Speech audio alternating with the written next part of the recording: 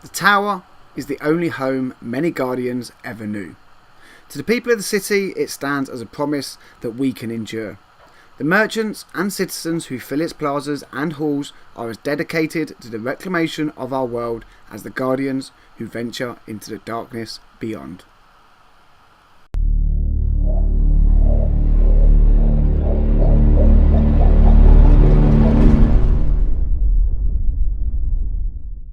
What's on YouTube? It's PTT coming at you with another Destiny video, and today guys we're going to be taking a tour around the tower. That's right, we're continuing the beginner's guide. Now I think the best place to actually start will be right here where we spawn in. So just over here on the left you will see Tess Eris. Now she actually controls Eververse trading. This is where you buy silver, so you can buy emotes, you can buy sterling treasure, you can buy stuff for SRL when it comes out. Basically anything you want to get from Eververse, Tess is the lady to speak to. We come out of Tess then and head to the other side of this little building. This here is Caddy 5530 and he is our Postmaster.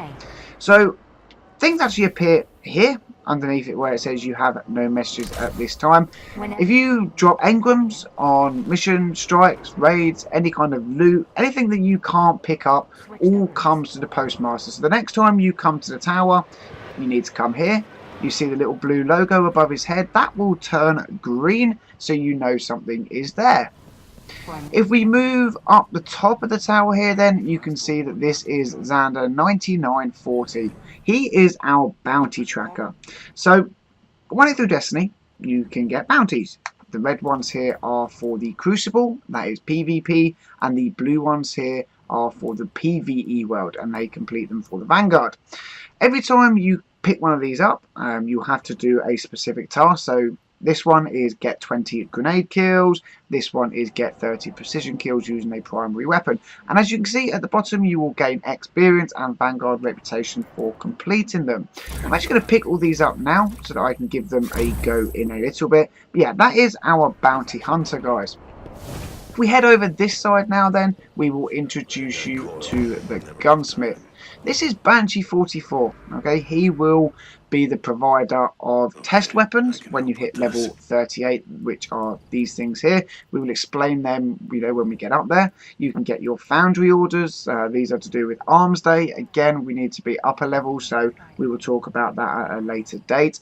But he sells weapons, okay? Now, these will be of use to you while you are a low level, but as you level up they really won't be much good to you at all. You can also buy things like primary telemetries, special telemetries and heavy telemetries. These actually depict's probably the wrong word. Basically guys, they let you level up your weapons faster. So if you've got a primary telemetry equipped and you're using a primary weapon, you will get the upgrades for it a lot quicker, and obviously the same goes for the special and heavy. You can also buy special ammo synths and heavy ammo synthesis. These are really good. I would tend to go for the heavy ammo over the special ammo, and obviously you can get some weapon parts. Weapon parts you will need to upgrade weapons as you play through Destiny. This is a very funny person. This is Master Raoul. He is our Cryptar. Now, depending on your RNG, you will either come to love this person or you will decide to hate this person, okay? You can buy legendary engrams off Master Raoul with legendary marks. Guys, don't worry about legendary marks yet. That is something to come later on when you've completed the story and you've max leveled and things like that. But when you get engrams, be them blue, yellow, green, purple, they will all come here and you will decrypt them from him. I hope we help. Yeah, like I say guys, you will either learn to love or learn to hate Master Raoul. If we head on over to the right hand side of the tower then, we will introduce you to the Dead Orbit, Future War Cult, Vanguard and our hangar. So as you can see, it looks pretty cool. This is our hangar. You can come in here and see your ships. If we head down to the left hand side here then, you will be introduced to Dead Orbit. This is one of the Crucible factions. Now, when you actually want to pick a faction, then you need to select an allegiance to them. It will cost you 2,500 glimmer. You can only equip one at a time and you can only reset them once per week. So if I was to pick Dead Orbit now, I wouldn't be able to change to say Future War Cult or New Monarchy until next Tuesday. Basically, all of these vendors, be them Dead Orbit, New Monarchy, Future War Cult, sell armor. They sell weapons. You can use things like materials to upgrade them and get their level up. But again, guys, we will cover them in a lot more detail later on in a further video. If we head over this side, then you will meet Ronnie 5530. He is our Vanguard Quartermaster. Now, again, he sells a lot of legendary weapons that you won't be able to get until you level cap at level 40. But he does have some green weapons that might be of use to you while you are leveling up. And you have a couple of sparrows here. Sparrows again are good, but you need legendary marks to acquire them. The same goes for the material exchange. We have split metal, relic iron, helium filaments, and spirit bloom. Now these are actually used to upgrade your armor and weapons, guys, so you will need these eventually. You can acquire them from Ronnie here, or you can actually acquire them from patrol missions on the planet that you need certain materials for. This is Amanda Holiday. Okay, she is our shipboy. She basically sells ship blueprints, and she also sells sparrows. When Sparrow Racing League's on, you'll actually get to come and spend quite a lot of time with her, and you will come back for a few exotic quest lines too. Here then is Lakshmi. Okay, this is the Future War Cult vendor. Again, as you can see, you will actually need to pledge an allegiance to the Future War Cult if you want to buy things from her. Again, the same as Dead Orbit, it will be 2,500 glimmer. Again, she sells Future War Cult armor. She sells Future War Cult weapons, and you can use things like your relic iron, heavy ammo synths, special ammo synths, armor materials, weapon parts, and motes of light to level her up and get yourself some gear.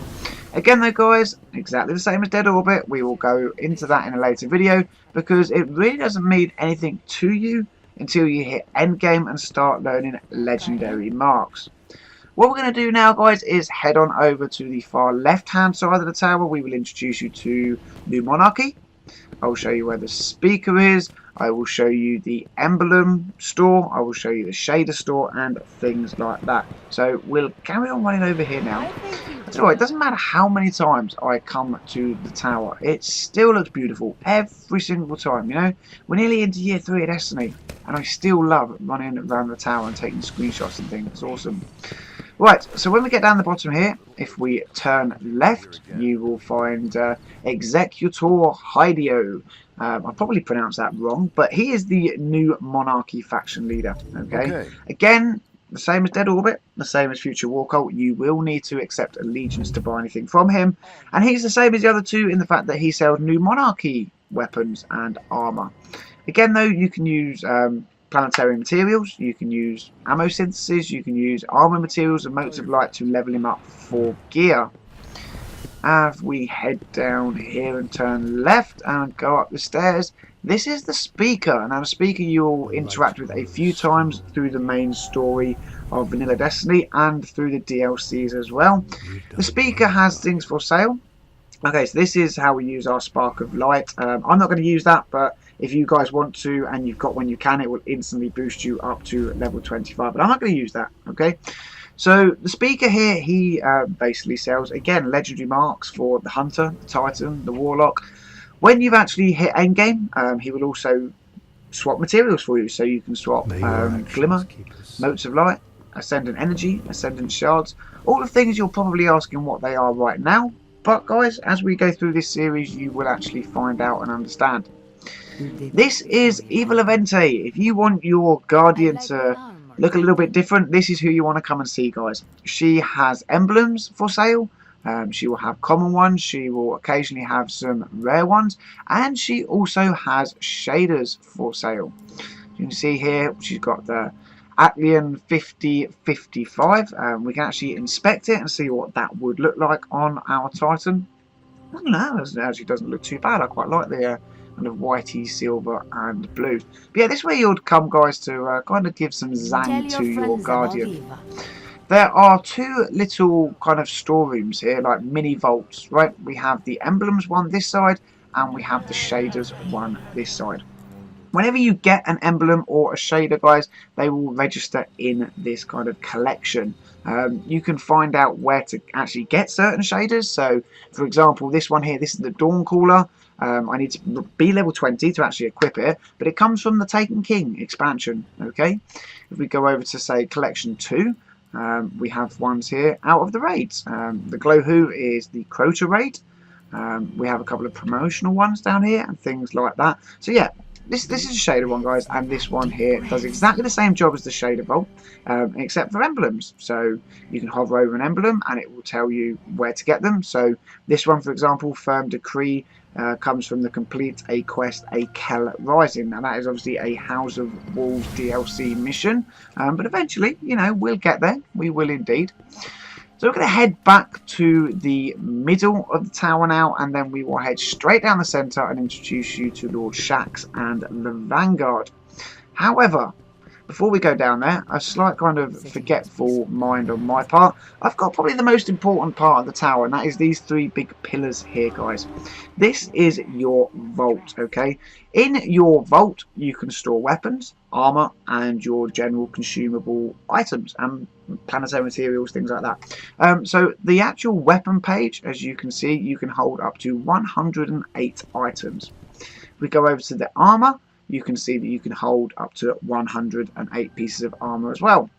On the general section, you can only hold 72 pieces of, be it planetary materials, strange coins, motes of light, any kind of consumables. They all go in general, but you can only hold 72 of them. It's a really good place to store stuff, guys, because obviously you've got limited storage on your character.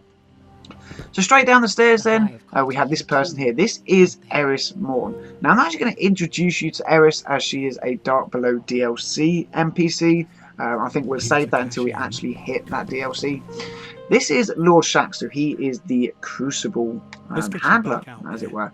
Again, he sells Crucible legendary gear. You can pick these up with legendary marks, and you will need to have, you know, set Crucible ranks for different things. Rank 3, rank 2, rank 1. Later on, when we get to things like the Taken King, he will also have legendary swords and legendary bounties and quest lines to do that then lead on to exotics and things like that. If you come over this side, you will see Archie 9940, and he is the Crucible Quartermaster. So he again has some sparrows for sale for legendary marks, and he has all of the Crucible weaponry. Again, you're going to need to be rank 3 to buy these in the Crucible, and you're going to need yourself some legendary marks to acquire them, which again, like I said earlier, guys, you can't acquire until you hit end game. We come right down to the very last room here then, and you will see Ikora Ray, Commander Zavala, and Kaid 6. Now these are retrospectively the Warlock NPC, the Hunter NPC, and the Titan NPC. So for this video, we're on our Titan. We're going to speak to Commander Zavala first. As you can see, he is selling some white armor. These are things we can obviously buy and use now. But he also sells legendary gear that we can use once we hit level 40 and start acquiring ourselves some legendary marks. The same is to be said for Ikora. Okay. Except obviously they will be Warlock, although you can't see them. If I was on my Warlock, it would this screen would look exactly like Zavala's does, with all of the armor and things like that. And the same will go for Kaid. You will see these ones here, but you won't see all the legendary ones. But trust me, guys, if you are playing as a hunter, this screen here would look very much like the one that you see here now with Zavala, except obviously it would be all hunter gear. That nearly wraps up our tour of the tower, guys. The last thing I want to show you is these 2 little kiosks here. So this is the exotic armor blueprint vault. Okay, now because I'm obviously on PlayStation and not my Xbox, I don't actually have any exotics. These are obviously year 1s, but they require discovery. Unfortunately, my Xbox stuff don't carry over to PlayStation, which kind of sucks, but I understand.